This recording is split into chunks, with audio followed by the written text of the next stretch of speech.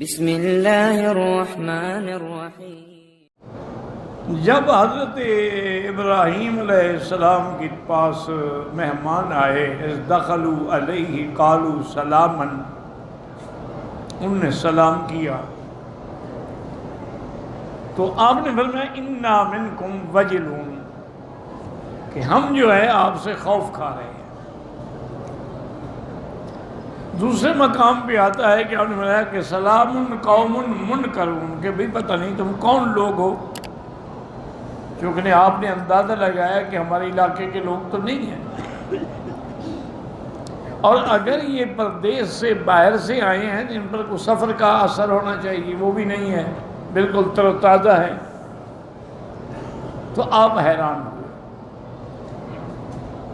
یہاں اختصار ہے، اس کے بعد حضرت ابراہیم علیہ السلام نے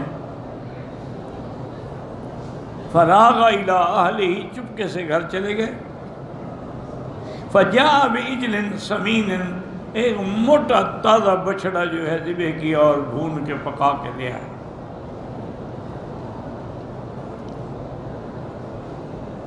اب جب آپ آ کے مہمانوں کے سامنے رکھا، دیکھا کہ مہمان تو چپ کر کے بیٹھے ہوئے، کوئی ہاتھ ہی نہیں بڑھا تھا کھانے کے لیے۔ فلما رأى أيديهم لا تصل إليه، کہ ان کے ہاتھ ہی نہیں بڑھ رہے، وہ کھاتے ہی نہیں، کیوں چپ کر کے بیٹھے ہوئے ہیں؟ فأوجس منهم خیفہ، اب ان کے دل میں خوف پیدا ہوا ابراہیم علیہ السلام کے کہ یہ دوست نہیں ہو سکتے، دوست تو کبھی کھانے سے انکار نہیں کرتا، دوست اگر دوست کے گھر میں آئے تو کھانے سے انکار کیوں کرے گا وہ؟ اس لیے انہوں نے خوف محسوس کیا۔ اب یہاں مسائل سمجھنے والے جو ہیں نا وہ یہ ہیں کہ سیدنا ابراہیم خلیل اللہ جو ہیں بڑے شان والے پیغمبر ہیں، جن کا لقب خلیل اللہ ہے، اس سے بڑی عظمت کیا ہوگی؟ اور جن کی شان یہ ہے کہ قیامت والے دن جب ساری مخلوقات کھڑی ہوگی قبروں سے تو میرے آقا نے رحمت دو جہاں صلی اللہ علیہ وسلم نے فرمایا کہ سب سے پہلے جنت کا جوڑا جو ہے وہ میرے ابا ابراہیم کو پہنایا جائے۔ تو انہوں نے پوچھا صحابہ نے، حضور آپ سے بھی پہلے؟ حالانکہ آپ کی شان تو ابراہیم سے بھی زیادہ ہے نا۔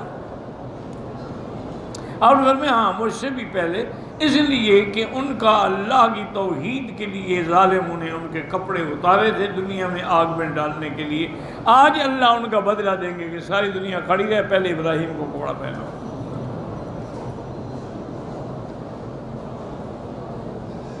تو اب ایک بات کو سمجھنے کی کوشش کی، اتنا شان والا پیغمبر، اور پھر صرف خود پیغمبر نہیں، ابو الانبیاء ہیں،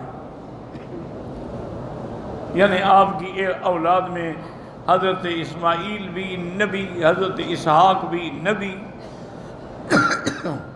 اسحاق کا بیٹا حضرت یعقوب بھی نبی، حضرت یعقوب کا بیٹا یوسف بھی نبی، یہاں سب نبی ہیں، اور آپ ابو الانبیاء ہیں۔ لیکن اگر علم غیب ہوتا تو وہ ڈرتے کہ یہ کون مہمان ہے۔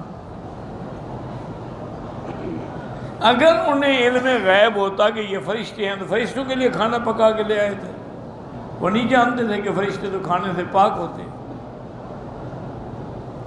یعنی اتنے نصوص موجود ہیں، پھر بھی نعوذ باللہ آدمی یہ دعویٰ کرے کہ انبیاء کو علم غیب ہے یا اولیاء کو علم غیب ہے، تو اس سے بڑی زیادتی پھر کیا ہے؟ ایک ہے کسی غیب کے بارے میں اللہ خبر دے دے، یہ الگ بات ہے، انبیاء کو بھی دے دیتے ہیں، اولیاء کو بھی دے دیتے ہیں۔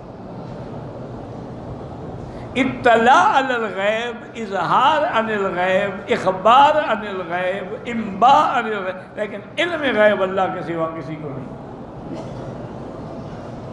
یہ اللہ کی صفت ہے۔